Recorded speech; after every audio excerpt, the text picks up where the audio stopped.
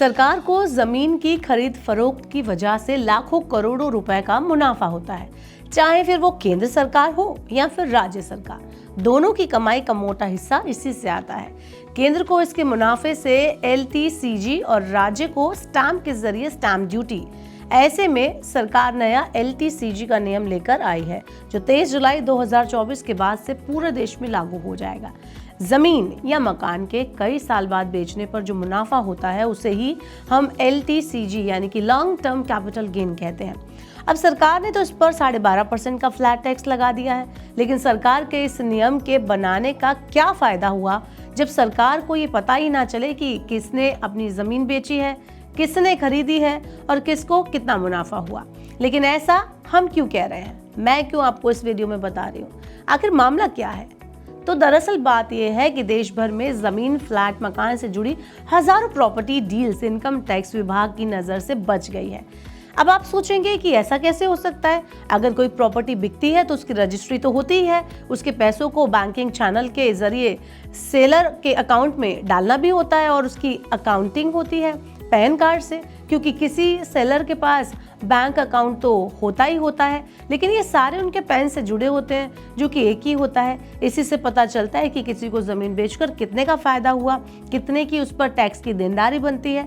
लेकिन अब लोगों ने इसी पैन में झोल करना शुरू कर दिया है, या फिर यूँ कहें कि लोग टैक्स बचाने और ब्लैक मनी को छुपाने के लिए सरकार से ही फर्जीवाड़ा कर रहे हैं। और वो ये है कि लोग ट्रांजैक्शन में जानबूझकर फर्जी पैन नंबर डाल रहे हैं, यानी कि लोग लाखों की प्रॉपर्टी इनकम टैक्स विभाग और सरकार की आंखों में धूल झोंक कर बेच रहे हैं और सारा प्रॉफिट खुद ही गप कर जा रहे हैं। चलिए आपको बताते हैं इस वीडियो में ऐसा कैसे हो रहा है। Hello and welcome to money 9, मैं हूं मीनू शर्मा। चलिए सबसे पहले आपको ये बताते हैं कि ये कोई इक्का दुक्का मामला नहीं है, बल्कि कई शहरों में, चाहे फिर वो वाराणसी हो, लखनऊ हो, गोरखपुर हो, कानपुर हो या भोपाल, हर जगह ये सेम ही कहानी है।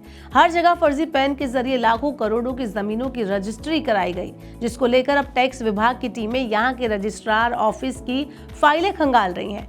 ऐसा ही एक मामला कुछ दिन पहले हमें गुड़गांव और मानेसर जैसे शहरों में भी देखने को मिला, जहां पिछले 5 सालों में करीब 28,000 करोड़ रुपए की ऐसी प्रॉपर्टी डील सामने आई, जिनमें शामिल खरीदार और बेचने वालों का PAN नंबर रिकॉर्ड से ही गायब था।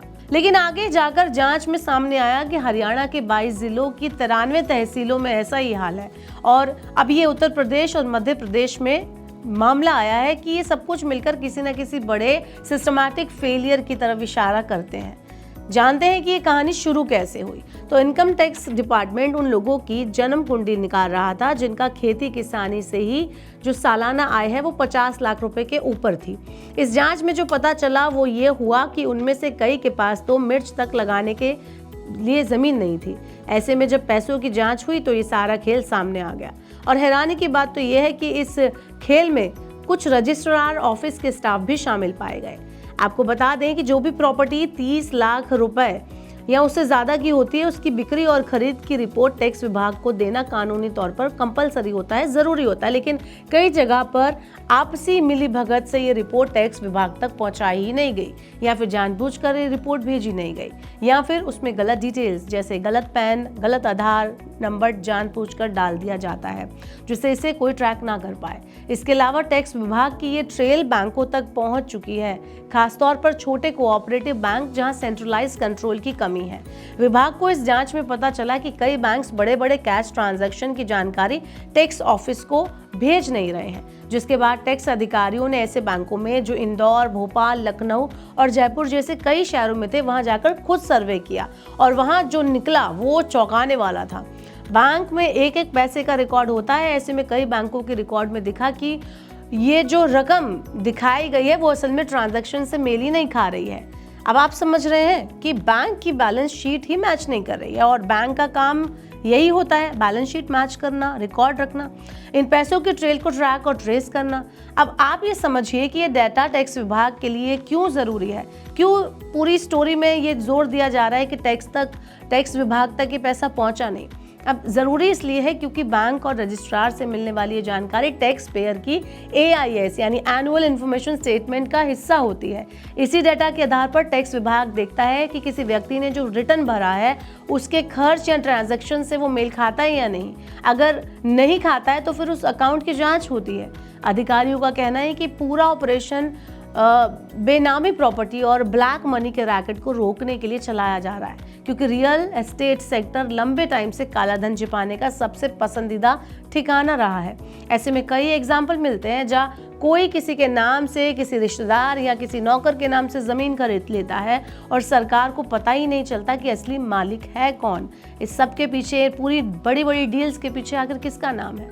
अब बड़ा सवाल यह है कि ऐसे में सरकार इस फर्जीवाड़े से निपटे कैसे? तो एक्सपर्ट्स मानते हैं कि अगर सरकार ये नियम लाए कि हर प्रॉपर्टी की डील से पहले सेलर और बायर दोनों को अपने पैन और आधार की ई-वेरिफिकेशन कराना होगा, तो किसी के लिए भी नकली पैन या आधार के जरिए इस तरह का प्रॉपर्टी बाय या सेल करना इम्पॉसिबल हो जाएगा और इसकी वजह से सरकार को जो टैक्स लॉस हो रहा है वो भी नहीं होगा।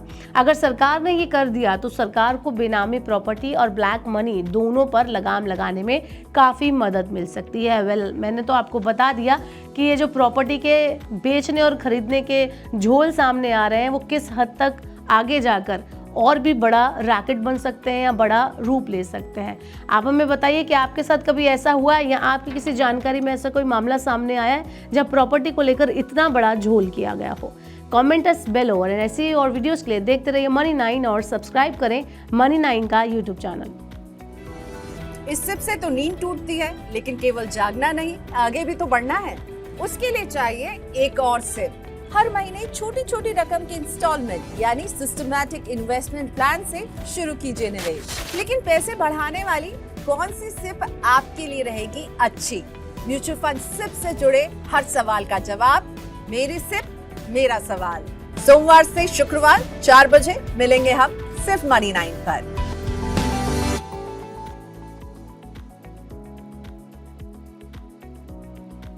मनी 9 लाया है मेंबरशिप प्रोग्राम मनी 9 प्राइम।